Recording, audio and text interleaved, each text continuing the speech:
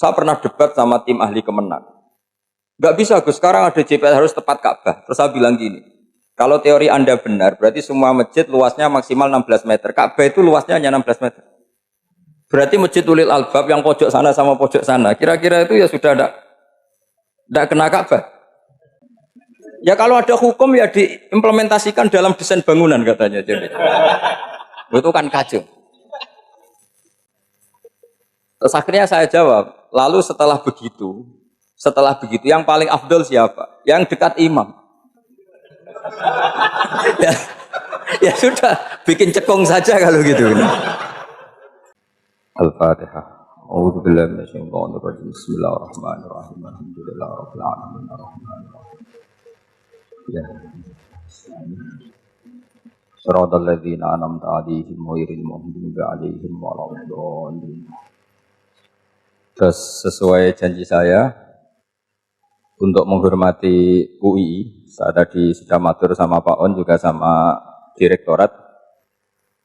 UI adalah kampus yang didirikan oleh para ulama, para profesor, sehingga sudah seharusnya setiap makalah ilmiah itu ada referensinya, ada marojeknya. Dan yang dipakai di seluruh dunia, di semuanya, untuk ulumul Quran itu yang paling pokok pakai kitab Al-Itqan. Al-Itqan fi ulumil Quran, karangannya Imam Suyuti.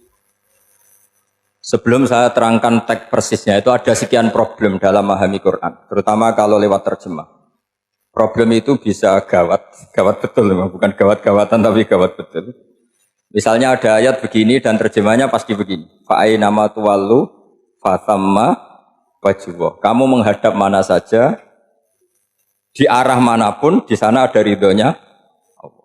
Itu kalau hanya pakai terjemah, tentu menjadikan kita sholat bisa menghadap ke timur, ke barat, ke utara, dan ke apa? Selatan. Saya cerita sedikit tentang asbabun nuzul. Memang tema sekarang tentang asbabun nuzul. Dulu Rasulullah SAW ketika di Mekah itu sholat menghadap Ka'bah.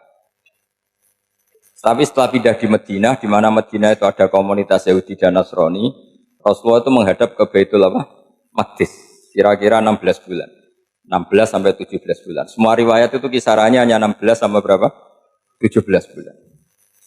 Sehingga orang Yahudi itu bilang begini, Muhammad ini baiklah, meskipun dia membawa agama baru, tapi kiblatnya masih ikut kita, masih baik kan. Setelah 16 bulan, Nabi diperintahkan Allah untuk menghadap ke Ka'bah. Awal liwajaka syatral masjidil haram. Maka orang Yahudi itu berontak. Berontaknya adalah kiblat mereka ditinggalkan. Cara berpikir orang Yahudi itu kiblat mereka ditinggal. Sehingga mereka bilang mawallahum an qiblatihim allati kanu 'alaiha. Apa yang menjadikan umat Islam berpaling dari kiblat Baitul Maqdis. Kemudian mereka provokatif betul. Ini perlu diperjelas. Provokatif. Bilang begini. Inna Muhammadan tahayyara fi din. Muhammad ini bingung dalam beragama. Sehingga habis ngomong A, ngomong B. Habis kiblat Ka'bah, kiblat Baitul Maqdis. Sehingga dalam banyak tarikh disebutkan peristiwa kiblat itu terbanyak melahirkan orang murtad, orang yang keluar dari Islam. Gara-gara provokasi orang Yahudi, Muhammad tahayyara fi din. Muhammad itu bingung dalam menentukan pilihan apa? Beragama. Kemudian walhasil singkat cerita akhirnya Nabi itu madhep Ka'bah. Apa yang terjadi mukjizat itu adalah bahwa agama ini agama yang mewakili semua agama sebelumnya yang masih orisinil. Yaitu Nabi akhirnya berargumentasi Ka'bah adalah kiblat yang asli, yang lebih tua. Terus mereka tanya, buktinya apa? Dijawab oleh Quran, fihi ayatum bayyinatum maqamu apa? Ibrahim. Ka'bah bukti tertua adalah di situ ada makam Ibrahim. Makam itu jejak kaki.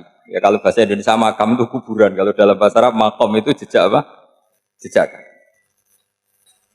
Sehingga diketahui oleh sejarah dibuktikan di situ ada jejak kaki siapa? Nabi Ibrahim. Sementara nisbatnya Baitul Maqdis itu adalah kepada Nabi Musa dan Nabi Harun. Yang ini adalah turunan dari Nabi siapa? Ibrahim.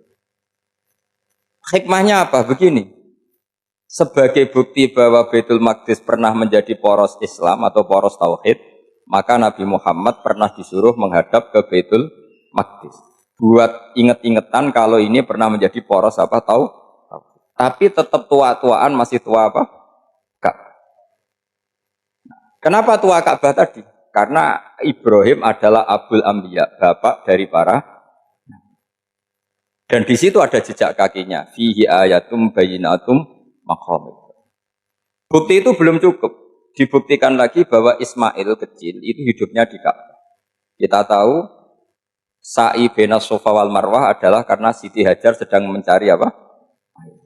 Jadi ada bukti sekian, bukti empirik bahwa Ibrahim itu kiblatnya itu Ka'bah, bukan Baitul. Sehingga ada kata-kata fihi ayatum bayinatum maqamu. Nah, tanpa ngerti asbabun nuzul, kamu akan mengartikan fa'i nama tuwallu fasamma wajwa itu salah. Karena di situ kamu menghadap mana saja, maka di situ ada ridhonya.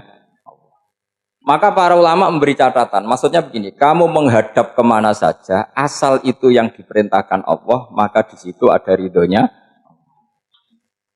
Harus seperti itu maknanya, disesuaikan dengan konteks asbabin. Tanpa seperti itu tidak bisa. Dan masih banyak lagi kepentingan tentang asbabin. Jadi problem sekarang adalah banyak mufassir yang hanya mengartikan dari terjemah. Itu bahaya sekali. Jika ada orang yang menikah secara mut'ah, itu kan mirip kayak transaksi zina. Mereka berdalil famastam taktum bihi minhunna fa'atuhunna ujurahun. Perempuan yang sudah kamu nikmati, yang penting kamu bayar. Terjemahnya seperti itu. Karena ujur itu jamaknya ujroh. Itu fatal sekali. Padahal ayat itu begini, settingannya begini, setting siakul kalamnya atau asbabun nuzulnya begini. Ini sekaligus, memang saya sengaja ngaji dengan tema yang berat. Untuk penghormatan pada yang ngaji. Kalau temanya ringan kan kayak TPG. Jadi ini supaya gue keren-kerenan, ini ada doktor Pak Oni pernah dekan Fakultas Hukum. Jadi kalau saya nanti salah tinggal ditangkap saja, gampang kan? Tapi nangkap saya berurusan dengan Tuhan. Jadi kalau orang dekat Allah itu yang tanggung jawab itu Allah. Jadi dia bisa menang di kepolisian tapi kalah di hukum Tuhan. Jadi kalau berhadapan-hadapan dengan saya. Begini asbabun nuzulnya begini.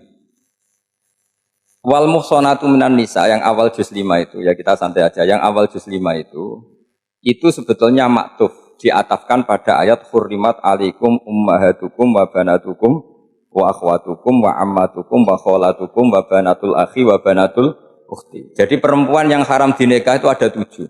Yang faktor nasab, yaitu siapa? Ibu, putri, saudara putri, bulik dari bapak, amah itu bulik dari bapak, kholah itu bulik dari ibu, keponakan dari saudara lelaki, keponakan dari saudara perempuan. Ini disebut haram karena nasab gen.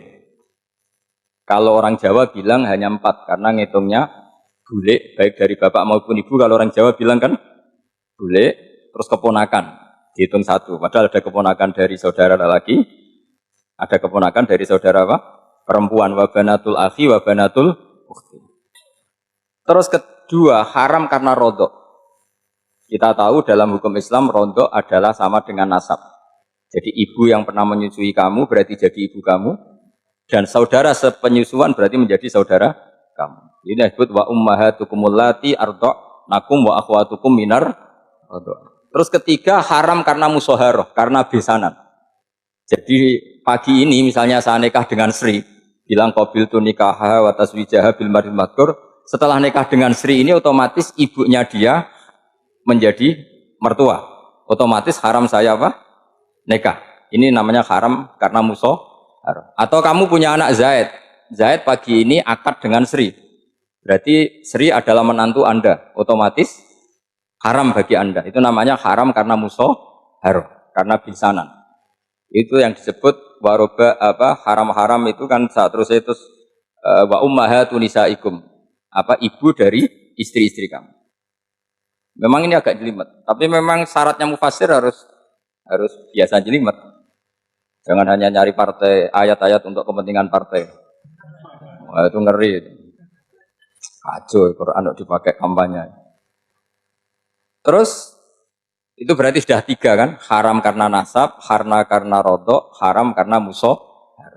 Terus yang keempat ini, haram yang bukan karena sebab pada seorang perempuan, tapi karena istri orang. Itu disebut wal muhsanatu minan nisa.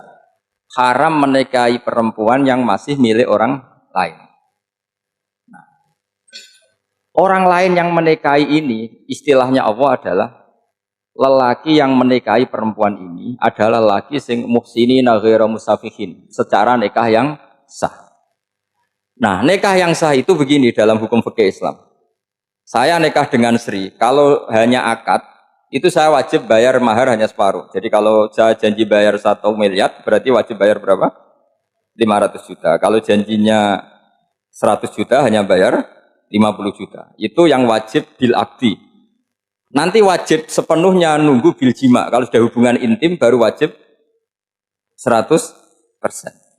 Jadi kalau ada di Jawa, nikah dengan seperangkat alat sholat itu yang atasannya tok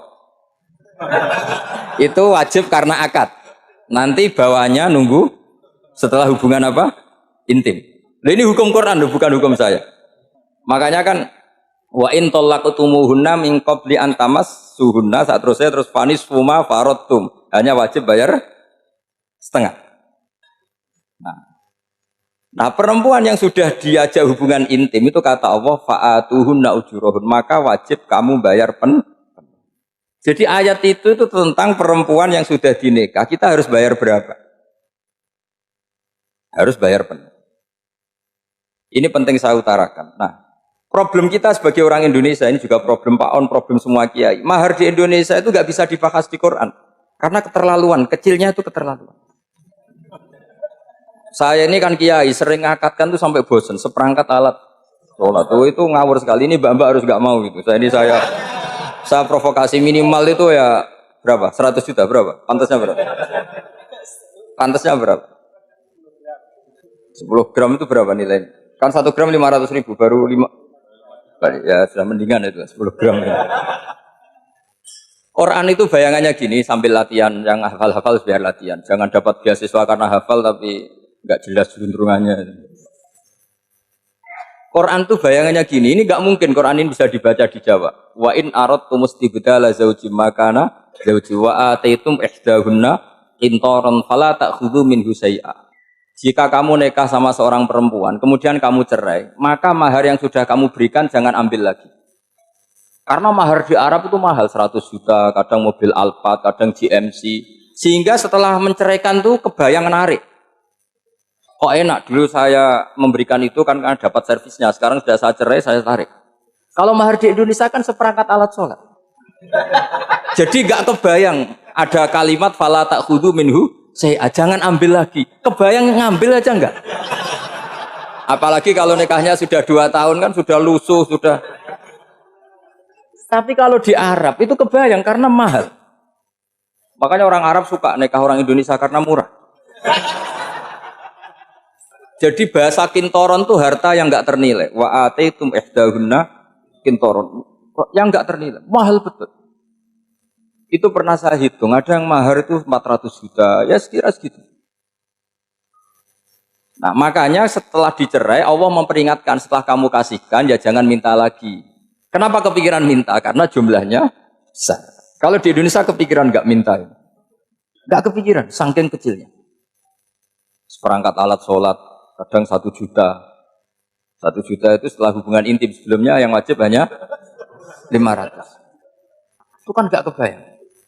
Makanya susah ngartikan Quran di Indonesia, kadang susah karena kadang terlalu. Itu pernah Sayyidina Umar radhiyallahu anhu pernah bilang begini, wahai para perempuan, mahar itu jangan mahal-mahal, kasihan para lelaki. Itu ada perempuan alimah, ya orangnya alim betul, meskipun nggak pernah sekolah di UI, tapi alim itu. Itu usul langsung gini, ya Amirul Mukminin, laisa dzalika laka ya Amirul Mukminin. Waqad qala ta'ala wa ataitum ihdahunna qintaran. Kamu hanya seorang Amirul Mukminin, tidak berhak bikin aturan pembatasan mahar. Allah saja tidak batasi, kenapa kamu batasi? Sehingga dulu yang namanya nikahnya Sulaiman Agung atau Jamaluddin siapa Ratu Agung, kalau hadiah ya sampai tas mahal itu. Ini kan dari bahasa Arab mumtaz mahal. Mumtaz itu istimewa, mahal itu dia punya istri yang sangat dicintai, dikasih hadiah mumtaz mahal. Terus ilat Jawa jadi apa? Tas mahal. Itu sama Mujid Ulil Albab kalah ya. Itu kalau cerai kan kepikiran minta lagi. Dikasihkan yang baru. Tapi kalau di Indonesia tidak mungkin karena apa tadi? Seperangkat alat sholat. Begitu nyari yang murah lagi. Yang bagus kitanya, bungkusnya yang bagus. Nah, maka nggak mungkin kita maknani Quran tanpa mengenal yang bernama asbabin. Karena makna ayat itu bisa kacau kalau kita tidak tahu asbabin. Yaitu kayak tadi makna fa'ina ma tuwallu fatamma wajhu. Itu maknanya kan kamu menghadap mana saja, boleh saja di sana ada ridhonya Allah. Berarti kan bisa ke timur, ke selatan, ke utara, ke barat. Itu bahaya betul. Sehingga kata ulama harus mengkaji asbabin supaya porsi ayat ini sampai semana jauhnya itu kita tahu. Tanpa tahu itu tidak bisa. Begitu juga menyangkut kiblat. Sekarang saya tanya, kemarin kan ramai dulu di Kemenak, kiblat semuanya diukur dengan GPS, terus beberapa masjid dikomentari salah karena diukur pakai apa? GPS. Kalau dalam bahasa falak disebut yaumarostil kiblat. Memang bisa diilmun. Tapi pertanyaannya begini, dari awal Allah ngendikan fawal liwajhaka syatral masjidil haram. Kamu yang penting sholat itu menghadap masjid. Masjid itu ya bangunan.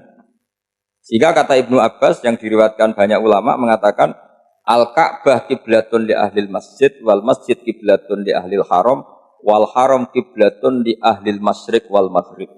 Jadi kalau orang di dalam masjid kiblatnya harus Ka'bah. Di luar masjid kiblatnya asal bangunan Masjid Haram.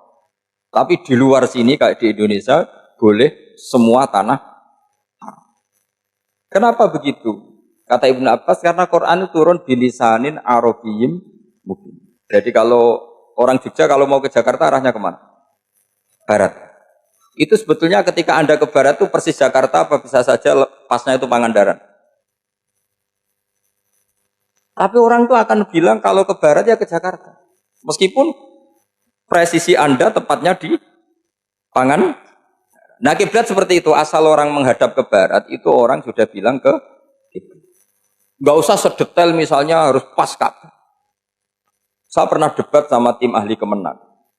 Nggak bisa Gus, sekarang ada GPS harus tepat Ka'bah. Terus saya bilang gini, kalau teori Anda benar, berarti semua masjid luasnya maksimal 16 meter. Ka'bah itu luasnya hanya 16 meter. Berarti masjid Ulil Albab yang pojok sana sama pojok sana, kira-kira itu ya sudah tidak kena Ka'bah. Kalau harus tepat, Ka'bah itu kan diameternya hanya 16. 16 sama 18 kalau nggak salah. Berarti semua masjid kalau ingin tepat Ka'bah harus pas 16. Kalau terlalu luas pilihannya harus cekung. Kan jadi aneh. Makanya saya itu sering Pak, dulu saya ini biasa debat fikih. Kalau di tradisi pesantren namanya Basul Masail. Saya punya teman yang paling kurang ajar, yang paling saya kenang dalam panjang sejarah. Dulu itu kalau debat fikih itu ya seru. Kalau aturan fikih kan gini, soft paling baik itu kan soft pertama. Baru kedua, baru ketiga. Yang paling keren kan soft awal, soft. Terus teman saya bilang gini Pak, ya kalau gitu gini aja Gus, desain masjid itu memanjang utara selatan. Biar semuanya soft awal. Gara-gara didesain begini kan ada soft 2, soft 3. Apa susahnya? Kita bikin mulai awal supaya masjid itu memanjang utara apa? Selatan. Supaya semuanya soft awal. Ya kalau ada hukum ya diimplementasikan dalam desain bangunan katanya. Jadi. Itu kan kacau.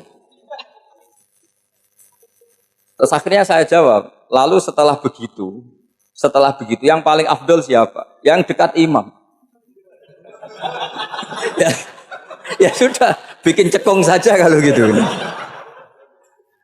Artinya gini ya, beragama itu yang sehat. Jadi beragama itu berdasar riwayat. Berdasar riwayat, pernah ada ulama yang ngitung, Madinah menghadap Ka'bah itu ya tidak pas. Pernah dihitung pakai GPS. Kiblat Madinah ke Ka'bah itu ya tidak pas. Tidak seperti yang pernah dianjurkan Kemenak. Karena apa? Agama ini ngikuti bilisanin arabiyyin. Seperti jenengan gini, semua ini istilahnya apa? Menghadap Gus Bah. Padahal ada yang agak sana, agak sana. Semuanya ngaji sama siapa Gus Bah? Ya sudah. Istilahnya bertatap muka. Memangnya kita benturan. Ini bahasa. Jadi seperti ini semua namanya apa? Berhadap. Padahal ada yang agak samping, agak samping. Ka'bah juga gitu. Sebenarnya tidak se-ekstrim yang dibayangkan orang-orang. Cuma kalau bisa tepat, ya kita harus tepat. Tapi tetap saja tidak perlu 16 apa? Meter. Fa aina ma tuwallu fatamma wajhuhu itu artinya menghadap. Menghadap itu menghadap arah. Makanya Allah tidak dawuh fawalli wajhaka nahwal Ka'bah tapi fawalli wajhaka syatrul Masjidil Haram. Jadi ini penting saya utarakan supaya kita familiar dengan istilah-istilah Quran. Istilah Quran itu gampang kok sebenarnya. Kalau kita kaji itu gampang. Problem kita tidak pernah mengkaji. Jadi semuanya asing. Kalau kita mengkaji itu gampang sekali. Saya punya sekian cerita betapa pentingnya mengkaji Quran. Harun ar-Rasyid itu dinasti Bani Abbasiyah. Itu pinter sekali. Ada seorang ustadz yang agak ekstrim. Itu datang ke Harun ar-Rasyid. Ya Amirul Mukminin, inni nasihun laka famusaddidun alaika. Fala tajidanna alayya fi nafsika syai'an. Saya mau nasihati kamu tapi saya mohon jangan masukkan hati. Karena nasihat ini penting. Tapi saya akan keras, vulgar. Akan keras, kritik saya akan keras. Karena Anda sebagai Amirul Mukminin tidak pecus. Apa kata Amirul Mukminin Harun ar-Rasyid? Uskut ya Ustadz. Sebagian riwayat uskut ya jahil. Kamu itu Ustadz bodoh, tidak usah banyak omong. Terus ditanya, kenapa saya bodoh? Terus dibacakan ayat faqula lahu qaulal layyinal la'allahu yatadzakkaru aw yakhsha. Inna Allaha ta'ala qad arsala man huwa khairun minka ila man huwa syarrun minni. Wa ma'a dzalika qala ta'ala faqula lahu qaulal layyin. Allah pernah menugaskan seorang yang lebih baik ketimbang kamu, yaitu Musa dan Harun. Musa dan Harun adalah seorang nabi. Kepada orang yang lebih buruk ketimbang saya, yaitu Fir'aun. Itu saja etikanya faqula lahu qaulal layyinan. Kamu kalau ngomong yang halus, yang baik, yang berperadaban, kok kamu sama saya mau kasar? Akhirnya ustadznya ternyata pinter kamu, yes pinter aku. Jadi semudah itu. Allah itu menugaskan orang yang lebih baik ketimbang kamu, yaitu Nabi Musa, kepada orang yang lebih buruk ketimbang saya, yaitu Fir'aun. Itu saja ada etikanya. Kok kamu sama saya mau tambah etika? Mau main kasar hanya karena kamu merasa nasihat Anda benar? Jadi gampang sekali memahami Quran. Tapi lagi-lagi memang bagi ahlinya. Tapi ini saya bantu supaya sampean jadi ahli apa? Quran. Meskipun ngajinya sebulan sekali. Sudah sebulan sekali tidak punya kitabnya. Sudah. Jadi ulama dulu kalau belajar Quran itu gampang sekali. Saya berkali-kali cerita, yang kitab saya baca direktorat itu namanya Syajaratul Ma'arif. Itu kalau cerita bikin judul itu enak sekali. Babuna fil ibad bikullil bilad. Bab seseorang di mana saja hidupnya harus bermanfaat. Terus dalilnya itu hanya mengutip makalahnya Nabi Isa, wa ja'alani mubarakan ainama kuntu. Ciri utama seorang nabi apa? Saya di mana-mana adanya berkahi orang. Jadi berkah bagi orang lain. Maksudnya tidak jadi problem bagi orang lain. Artinya kamu hidup entah di Jogja, seperti Pak Onu orang Jember, saya orang Rembang. Hidup di Jogja manfaat, di Jember ya manfaat, di mana-mana manfaat. Saya pernah di Korea seminggu ya manfaat. Saudara kita TKI yang di Korea ya manfaat. Di sana bikin masjid, bikin apa. Karena ngendikane Allah menceritakan Nabi Isa siapa? Wa ja'alani mubarakan ainama kuntu. Saya adalah orang yang di mana-mana berkah. Artinya manusia eksistensinya harus seperti itu, hidup di mana saja berkah. Gampang sekali memahami. Pernah Imam Syafi'i ditanya, kalau kamu nggak kehilangan air atau nggak ada air di satu daerah, cari-cari dulu sampai nggak ketemu. Setelah nggak ketemu air, baru kamu boleh tayam. Imam Syafi'i ditanya, apa dalilnya harus mencari dulu? Kalau nggak ada air ya langsung tayamum saja. Kenapa harus nyari-nyari dulu? Jawabnya Imam Syafi'i itu gampang sekali. Qala ta'ala falam tajidu ma'an. Kemudian kamu tidak menemukan air. Di mana-mana tidak menemukan setelah mencari. Kalau belum mencari namanya tidak tahu. Kan ayatnya kan falam tajidu ma'an. Kemudian kamu tidak menemukan air. Tidak menemukan tuh nyari dulu apa langsung ambil sikap? Nyari dulu baru kesimpulannya tidak ketemu. Kalau belum pernah nyari namanya tidak tahu. Segampang itu ulama dulu memahami Quran karena konstruksinya utuh. Yaitu mereka tahu betul bahwa Quran itu bilisanin Arabiyyin. Ketika Futuhat Syam dulu itu dikuasai tentara Romawi. Era Sayyidina Umar Futuhat. Yerusalem dikuasai tentara Islam. Itu awal Sayyidina siapa? Umar radhiyallahu anhu. Ketika Futuhat mau ada pesta besar-besaran. Tapi Umar menolak. Ketika menolak, kenapa Anda menolak? Beliau hanya membaca ayat Inna Allaha ta'ala ayyara qauman Faqala adhabtum thayyibatikum fi hayatikumud dunya. Allah itu mengkritik satu komunitas kaum yang zaman di dunia menghabiskan semua kenikmatan. Maka kita tidak perlu syukuran besar-besaran. Jangan-jangan jatah kita di akhirat kita habiskan di dunia. Itu adhabtum thayyibatikum fi hayatikumud. Semudah itu. Semudah itu ulama. Rasulullah pernah dahar, pernah makan. Makan karena 3 hari gak makan, cara Indonesia gak makan nasi, gak makan daging, sudah lama sekali. 3 hari Nabi itu hanya makan kurma dan air putih. Pernah Nabi gak makan roti sampai 3 hari. Kalau Indonesia mungkin gak makan nasi. Di hari ketiga, ada sahabat yang berbaik hati, Nabi disembelihkan kambing, dipotongkan kambing, Nabi disuruh dahar. Itu baru dahar setengah piring, Nabi berhenti. Ketika ditanya, setengah piring itu kan sudah kuat. Untuk sholat, untuk apa sudah kuat. Ditanya, ya Rasulullah kenapa berhenti? Bukankah engkau tidak makan ini 3 hari?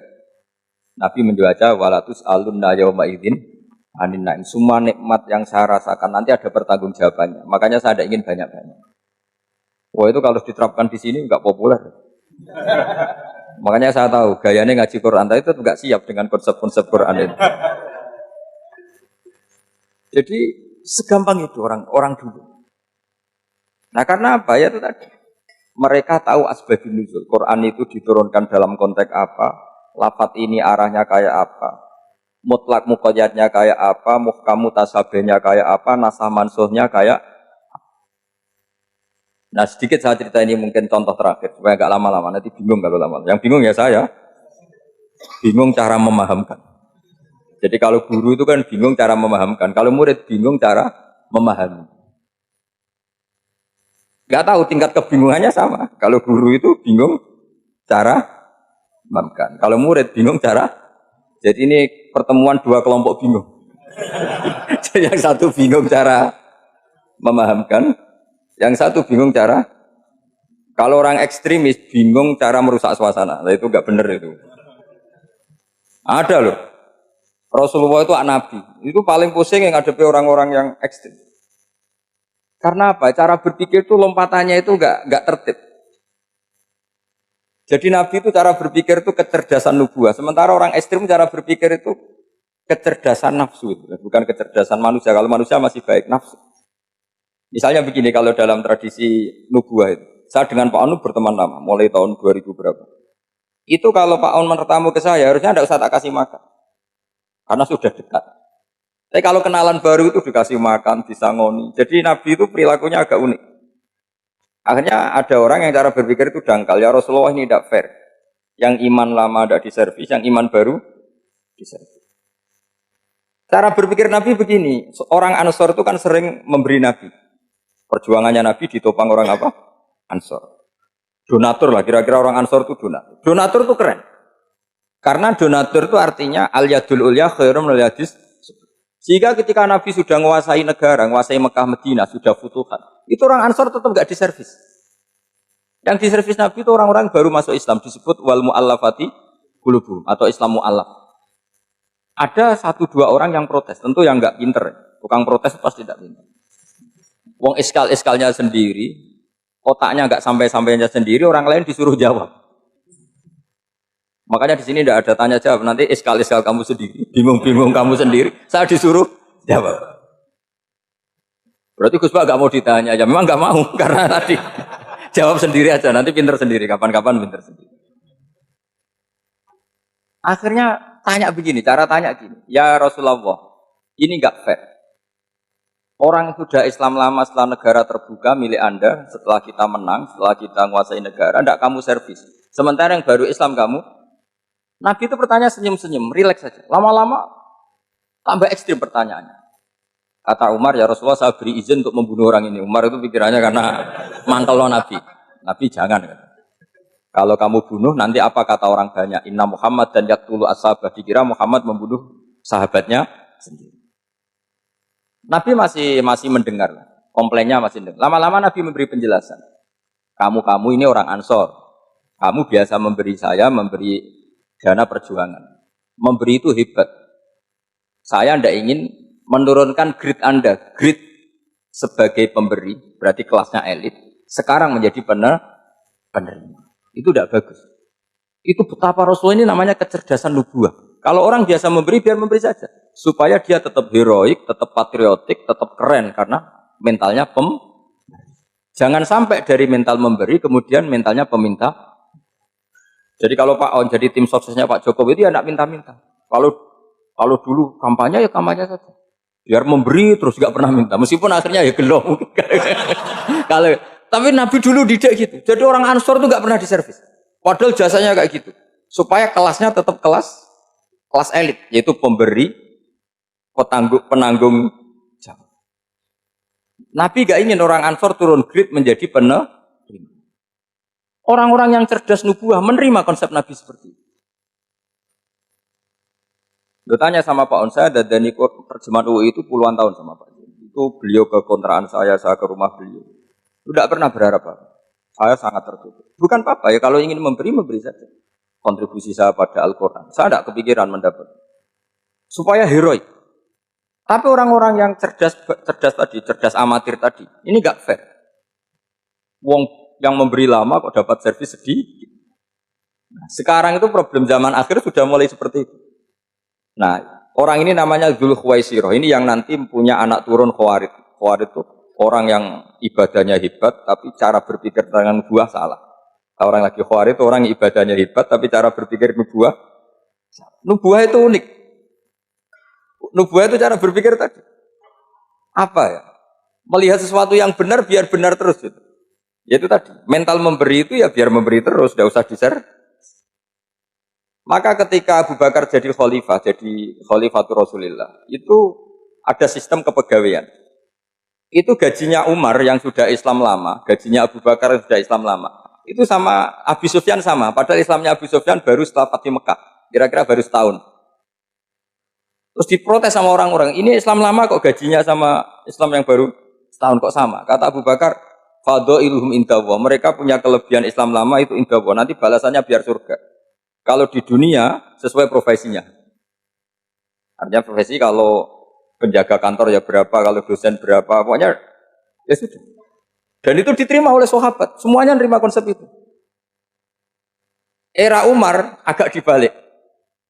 Abu Sufyan kira-kira gajinya 1 juta, yang lainnya yang menangi Nabi mulai awal gajinya 10 juta. Ditanya, ya Umar, kenapa ini jadi rubah seperti kebijakan Abu Bakar, tidak seperti Abu Bakar? Jawabnya Umar lucu. Fawwah la usawwi baina man qatala Rasulullah wa baina man qatala ma'a Rasulillah. Demi Allah saya tidak akan pernah menyamakan orang yang dulu merangi Rasulullah yaitu Abu Sufyan dengan orang sing selawase dari anak Rasulullah yaitu Sayyidina Ali dan sebagainya. Ini penting.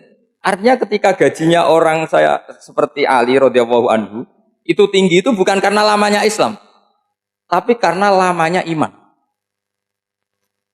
Jadi mulai dulu ijtihad itu ada dan dulu dia biasa saja. Karena tadi ada kecerdasan nubuah. Saya ulang lagi, ada kecerdasan apa? Sekarang itu kecerdasan toma atau kecerdasan nafsu. Itu kalau sampai ngaji kitab tasawuf, itu bab bakhil itu tidak ada. Menurut kitab tasawuf, medit itu tidak ada, kikir itu tidak ada. Yang ada itu toma. Toma itu berharap dikasih orang lain. Sampai pernah enggak bilang kalau artis-artis di Jakarta kikir? Tidak pernah kan? Karena kamu tidak pernah ingin diberi. Kalau kamu punya pacar karena kenal tidak pernah ditraktir, oh pacar saya kikir. Karena kamu ingin diberi. Pernah enggak kamu hukumi orang lain kikir? Yang enggak kenal. Padahal tidak pernah memberi kamu. Apa? Karena kamu tidak pernah ingin. Coba sekarang kamu saya tanya, ini latihan cerdas. Definisi kikir itu apa coba? Enggak pernah memberi kamu kan? Artis-artis Jakarta, tokoh-tokoh nasional pernah nggak memberi kamu?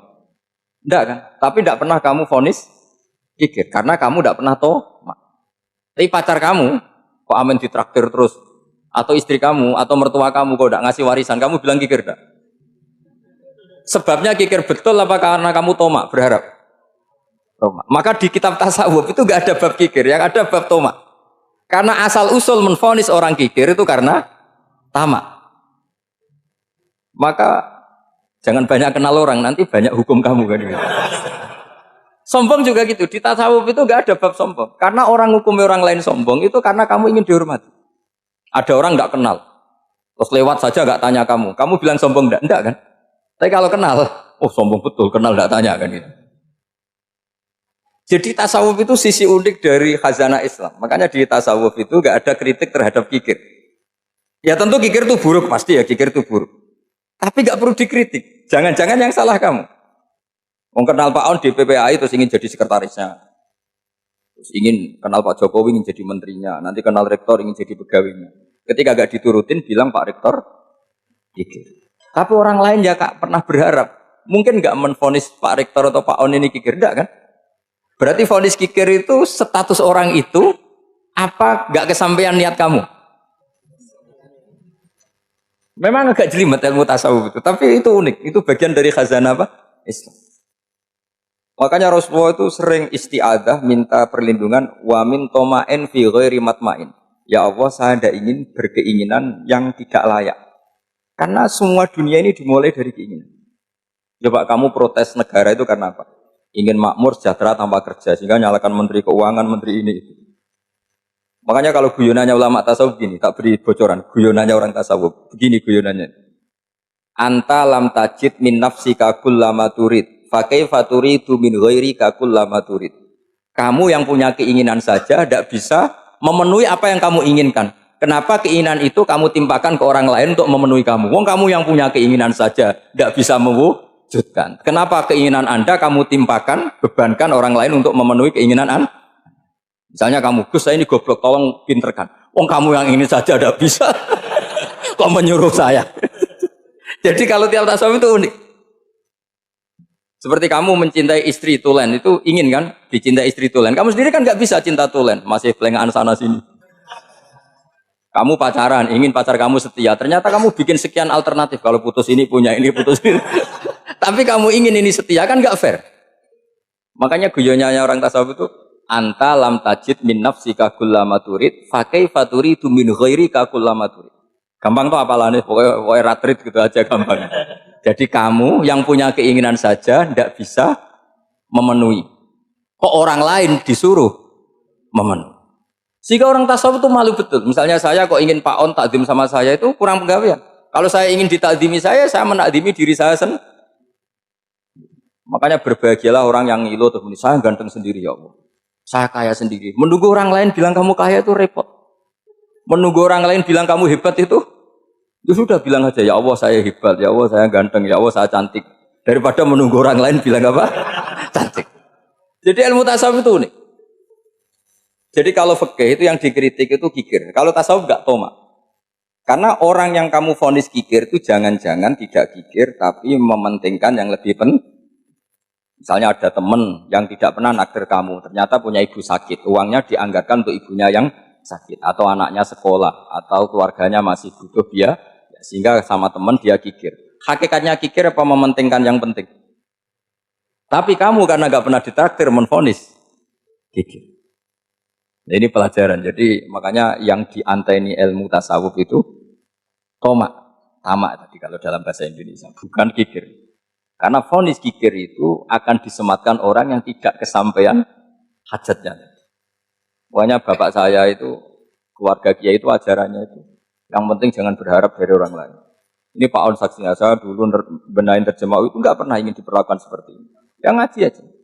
Karena pikirannya keluarga kiai itu sederhana. Kalau ngamal ya ngamal saja. Ngamal itu heroik. Makanya buyut-buyut kita semua ini kan pahlawan semua. Membela negara Indonesia jadi merdeka. Ya nggak pernah kebayang jadi presiden menteri. Tapi sekarang nggak ngamal sedikit saja harus jadi menteri. Jadi ini bahaya kalau dalam kelangsungan bernegara karena orang biasa transaksional. Awal negara ini dibangun berdasar heroik bukan berdasar apa? Transaksional. Tapi sekarang orang akan membiasakan itu. Apa-apa itu transaksional. Ini tidak bagus untuk kelangsungan bernegara. Apalagi kelangsungan beragama. Sehingga seperti saya ini masih punya desa-desa binaan di Sragen, di pedalaman Papua sekalipun. Saya punya santri banyak di Papua. Itu kalau cerita itu unik-unik. Itu mau Jumatan, itu nggak ada orang 40. Sudah datang setengah 12. Itu datangnya 3 jam. Di situ mau ketemu santri 3. Semua, karena ya akhirnya mereka tanya gini Pak. Pertanyaannya itu lucu. Gus, boleh nggak Jumatan orang 3? Secara fikih Syafi'i kan harus orang 40. Kemudian mereka tak bilang buat sholat duhur saja. Mereka nggak mau. Wong Jumat kok duhur. Harinya kan Jumat, masa sholatnya? Sehingga kita yang jadi kiai akhirnya nyari fikul madzabil arba, nyari fikih madzhab 4. Ternyata Imam Malik membolehkan orang 6. Ada yang bilang 12. Yang penting keceluk jamun itu kelompok. Kalau 3 kan belum keceluk apa? Belum disebut apa? Kelompok. Ini penting saya utarakan supaya kita berjuang itu bukan karena Syafri seperti ini kayak di Ulil Albab, masjidnya keren, kampus swasta tertua, terus termasuk nomor 1-2 di Indonesia. Oke, kita syukur dengan kebesaran UI. Tapi yang namanya dakwah itu menjadikan orang tidak tahu menjadi tahu, termasuk kepada desa-desa tertinggi. Sama. Yang namanya menteri itu pembantu presiden untuk memenuhi kebutuhan rakyat banyak. Sekarang misalnya menteri pertaniannya itu hebat, cerdas, tapi petani nggak mau nandur padi, mau apa?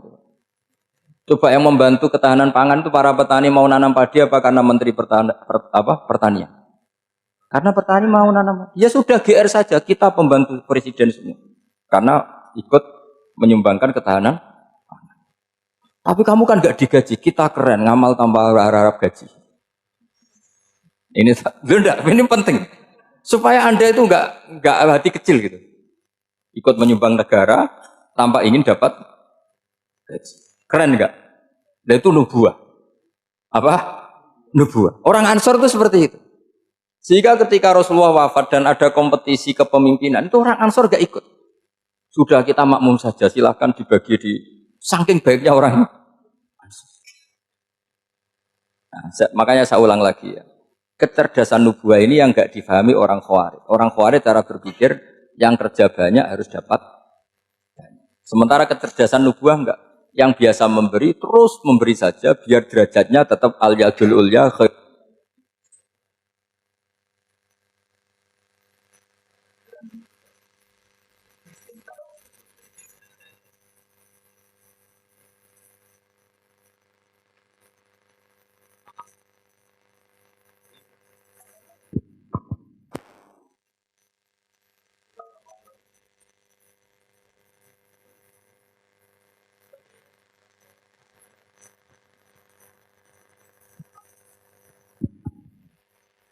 Bismillahirrahmanirrahim. Ini saya baca supaya dapat berkahnya ulama-ulama dulu. Karena ini dikarang oleh ulama yang dipakai rujukan seluruh dunia. Begini, qala Ibnu Taimiyah, ma'rifatu sababin nuzuli yu'inu ala fahmil ayat. Jadi mengenali asbabin nuzul itu membantu memahami secara benar ayat itu. Karena tadi kalau ayat itu dipotong, itu maknanya bisa kacau. Kayak tadi, famastamta'tum bihi minhunna fa'atuhunna ujuruhun. Kalau diterjemah itu kan mendukung kawin mut'ah. Kalau terjemahnya saja, perempuan siapa saja yang pernah kamu nikmati, yang penting kamu bayar. Itu kan aliran sesat dan menyesatkan. Itu konteks asbabun nuzul tidak seperti itu. Perempuan yang sudah menjadi istri kamu, seorang lagi perempuan yang sudah menjadi istri kamu, jika sudah kamu hubungan intim, maka maharnya harus dibayar penuh. Tapi kalau belum hubungan intim, maharnya hanya wajib separuh. Fanisfu ma faradtum illa ayafuna au ya'fu alladzi biyadihi uqdatun nikah. Tapi tadi kalau di Indonesia gimana Gus? Itu yang repotnya, maharnya itu tadi mukena atasan dan apa? Bawahan. Wah kacau kalau di Indonesia itu. Sehingga kita bingung kalau dalam logika Arab kan gitu. Bayangannya kalau cerai, kata Allah, fala ta'khudhu minhu syai'at. Harta yang sudah kamu berikan ke istri jangan diambil. Sampai dilarang ngambil tuh karena jumlahnya banyak sehingga kepikiran ngambil. Kalau di Jawa nggak usah dilarang sudah tidak akan ngambil karena rukuhnya sudah lusuh. Itu susahnya baca Quran di Jawa ya. Karena dari awal maharnya terlalu apa? Kecil. Terus beliau Imam Suyuti termasuk di sini menyontohkan yang pasti salah kalau difahami yaitu tadi ayat apa itu fa'inama tuwallu fastamma wajib. Jadi beliau terus meringatkan betapa pentingnya mengenali asbabin nuzul. Karena asbabin nuzul itu gampang. Saya ulang lagi, asbabin nuzul itu gampang. Gampangnya begini ya, kan ada satu peristiwa, misalnya begini, Rasulullah itu kan mengkritik penuhanan Lata dan Uzza, berhala-berhala itu dituhankan, dikritik sama Rasulullah. Kemudian mereka begini, karena mereka biasa personifikasi Tuhan. Muhammad, kalau Tuhan itu tidak Lata Uzza dan itu terbuat dari batu, lalu Tuhan Anda itu dari apa? Amin fiddotin audabin. Lalu Tuhan Anda ini dari emas apa dari perak? Karena mereka nggak bisa membayangkan Tuhan tanpa dipersonifikasi. Terus Allah menurunkan qul huwallahu ahad, Allahus somad, lam yalid wa lam yulad wa lam yakul lahu kufuwan ahad. Karena otaknya mereka sudah begitu, yang namanya Tuhan itu harus dipersonifikasi. Makanya saya kemarin di Korea seminggu, cerita yang paling unik gini Pak On, ada bos Islam, ada bosnya TKI yang baik. Mereka mengizinkan pekerjanya sholat. Bareng sholat tuh diingeti ke atas, ke bawah, kok gak ada arcanya. Sehingga setelah sholat dibilang, apa saya berikan berhala sekalipun? Karena gak kebayang ada orang sholat kok tanpa berhala, tanpa Tuhan. Yang kamu sembah itu mana? Kok gak ada? Apa tak belikan? Jadi unik. Nah teman saya yang satu unik lagi, dia termasuk pegawai Garuda, yang derekno saya ke Korea itu orang pegawai Garuda. Dia karena orang kaya biasa ke Eropa kemana-mana itu. Singkat cerita dia sholat di mall, karena nganggep Korea itu sudah negara maju kayak Eropa. Setelah sholat di mall pas asar itu, security-nya nelpon polisi. Pak polisi di sini ada ritual teroris. Jadi kalau menamakan sholat itu ritual teroris. Jadi artinya apa? Ritual-ritual yang kita lakukan itu macam-macam cara pandang. Orang ateis itu kan Cina, kan Korea itu kan ya Cina lah, Korea, Jepang, RRC itu kan sipit ini. Itu ya yang namanya ibadah sembahyang harus ada patungnya atau ada arcanya atau ada benda-benda itu. Orang Islam kan nggak ada sama. Makanya mereka itu kok bisa? Problemnya kita, saya ulang lagi, ini problem ya. Problemnya kalau ada itu ya repot. Begini misalnya, ini masih tentang asbabun nuzul. Ini contoh terakhir, tentang masih asbabun nuzul. Umar radhiyallahu anhu, sahabat Umar itu kalau mencium Hajar Aswad itu sambil gedumel. Tidak berdoa, tapi gedumel. Masyhur. Itu ada di Bukhari. Alim tu annaka hajarun la tadurru wa la tanfa. Walau la anni ra'aitu Rasulullah qabbalaka ma qabbaltuka. Saya tahu loh. Nyium Hajar Aswad dicium, tapi sambil gedumel. Saya tahu loh, kamu hanya batu, enggak mandoroti, enggak manfaati. Kamu jangan GR, saya cium itu jangan GR. Kalau saja saya tidak melihat Rasulullah mencium kamu, maka saya ada sudi nyium kamu. Dah gitu aja. Terus berapa? Itu tiap nyium Hajar, itu tidak doa. Kalau kamu kan nggak minta kaya, minta macam-macam. Kalau Umar malah gitu. Nah, kenapa demikian? Itu ada asbabun nuzulnya. Umar itu saksi sejarah. Ketika Rasulullah Fathi Mekah, Nabi kan tawaf terus mencium Hajar. Itu di belakang masih banyak orang kafir. Kebetulan Umar masih di sana. Sudah Islam Umar, tapi dia di belakang. Dengar orang-orang kafir, Muhammad itu aneh. Katanya melarang nyembah batu. Ternyata dia nyembah batu. Jadi Nabi nyium Hajar Aswad itu dikira nyembah batu. Katanya ngelarang nyembah batu, tapi dia kok nyembah batu. Karena Nabi mencium Hajar Aswad. Nah karena untuk menghilangkan stigmasi itu, Umar tiap nyium Hajar Aswad itu ngomong gitu. Andai kan ada sound system, mungkin jadi sound system. Supaya jelas bahwa penciuman ini bukan karena menyembah. Artinya mudah sekali kenapa Umar ngomong gitu, karena asbabun nuzulnya seperti itu.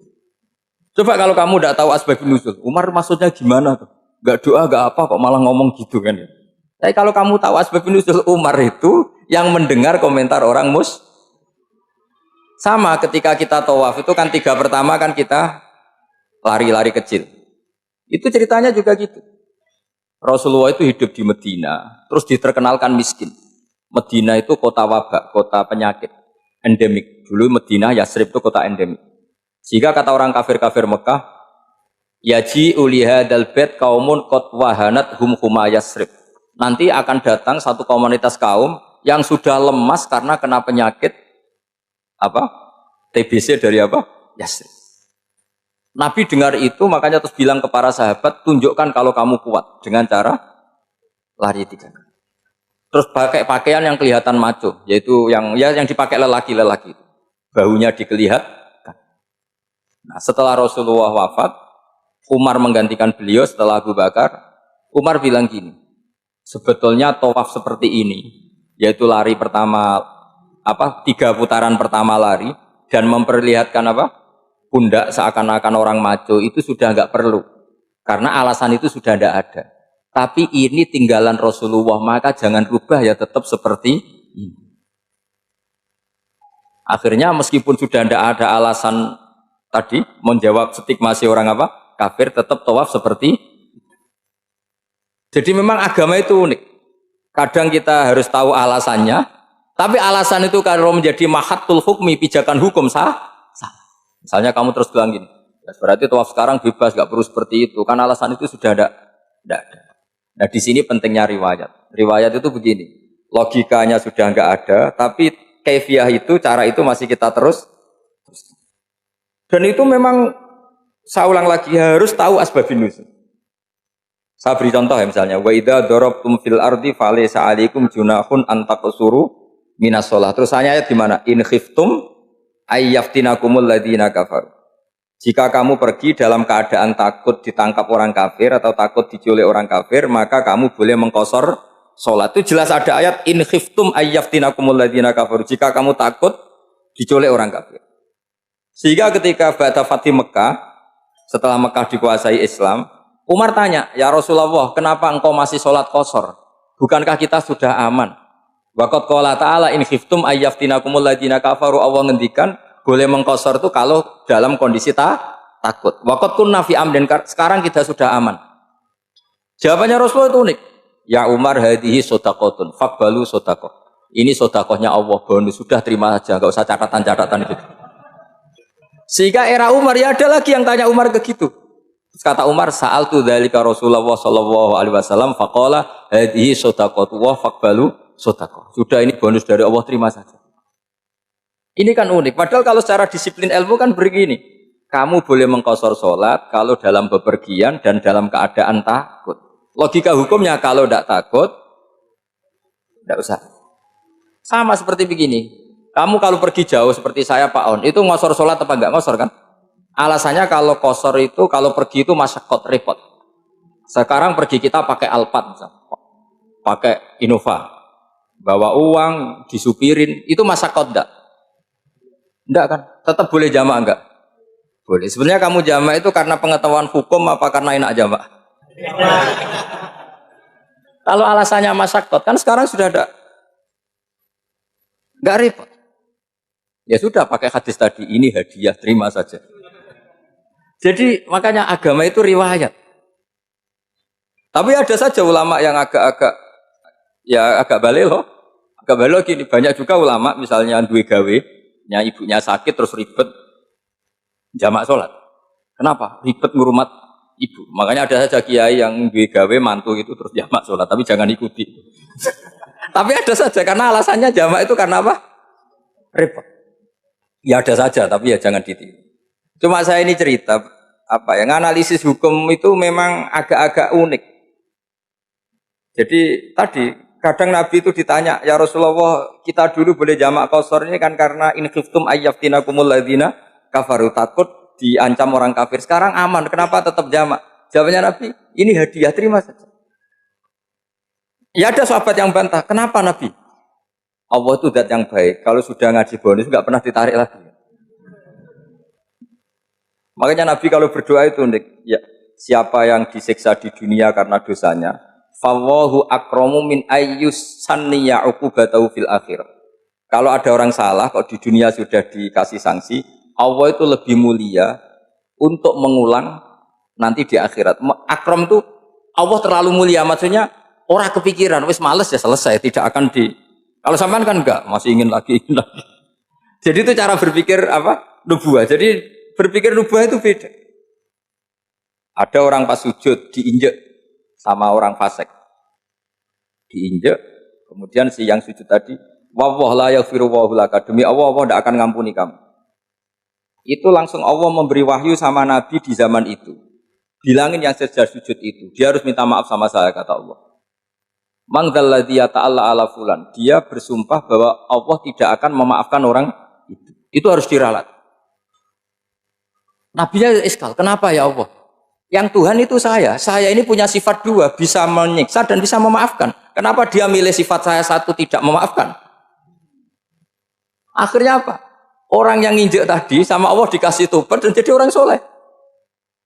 Jadi itu Makanya kamu nggak boleh jadi orang ekstrim nyifati Allahnya satu.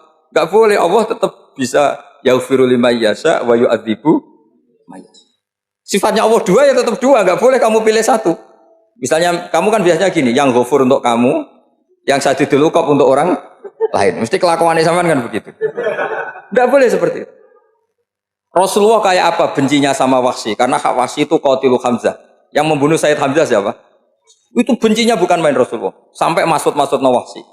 Tapi sama Allah malah diturunkan ayat laisa laka minal amri syai'un aw yatuba alaihim aw yu'adzib. Muhammad, meskipun kamu kekasih saya itu tidak wilayah kamu, maafkan atau enggak, terserah saya kata Allah. Ternyata betul, malah Wahsy dikasih tobat. Nah sekarang enggak, orang itu nyifati Allah sama orang lain sadidul iqab, kalau sama dirinya enggak boleh seperti itu. Allah ya sifatnya tetap dua. Jadi boleh kamu misalnya berdoa, ya Allah mbak yang cantik itu semoga dapat jadi istri saya. Mbaknya juga boleh berdoa, ya Allah naudzubillah min dzalik. Jadi ini adu kekuatan, nanti terserah nanti Allah ya yang mana. Kayaknya ya yang perempuan mungkin. Karena kasihan kan kalau cantik dapat orang apa? Jelek. Saya tuh andaikan boleh fatwa fikih, yang saya haramkan tuh orang jelek dapat orang jelek. Karena kasihan anak-anaknya, tahu-tahu jelek banget. Jadi itu kan kasihan itu. Jadi dalam Islam itu seperti itu. Jadi apapun benci kita sama musuh kita, Allah bisa saja memperlakukan musuh kita secara baik. Karena Allah itu yaghfir. Tetap kita harus sifati Allah yaghfiru liman yasha wa yu'adzibu. Jangan karena kita benci seseorang seakan-akan Allah sama dia pasti yu'adzib. Pasti menyik. Itu yang dicontohkan Allah kepada Rasulnya, yaitu beliau tidak cocok sama Wahsy, malah Wahsy dikasih petunjuk. Makanya terus ada ayat apa? Laisa laka minal amri syai'un aw yatuba alaihim aw yu'adzibah. Muhammad, tidak wilayah kamu, saya menentukan mengadab atau mengam. Makanya rata-rata kiai ulama itu halim. Orang halim itu rileks, layinal janib, tidak gampang menvonis orang lain. Biar Allah tetap dengan sifatnya yaf'alu ma biasa, bahwa Allah bisa melakukan apa saja. Soal kamu benci sama seorang, benci saja atas nama kamu, jangan nyatut-nyatut Allah. Misalnya kamu cinta seseorang, wah ini yang calon presiden ini harus jadi presiden. Ternyata Allah menghendaki jadi menteri, mau apa coba? Ya Allah ya falumaya sak mau apa coba? Yang kiai atau Pak On, BPAI, pantasnya kan menteri agama itu Pak On misalnya. Tapi kalau Pak yang takdir gitu mau apa? Ya sudah, Allah ya falu. Santai aja. Itu rileksnya ahlul ilmi, ya sudah santai saja. Ini negaranya Allah, ini kerajaan Allah, ini buminya Allah, ya Allah biarin ya fahlu. Mas, jadi Tuhan Allah, kamu yang repot. Kira-kira jadi Tuhan itu Allah, kamu yang repot. Ya Allah biar tetap ya fahlu. Mayasa, Allah boleh yaghfiru liman yasha wa yu'adzibu may yasha. Saya kira demikian. Assalamualaikum warahmatullahi wabarakatuh.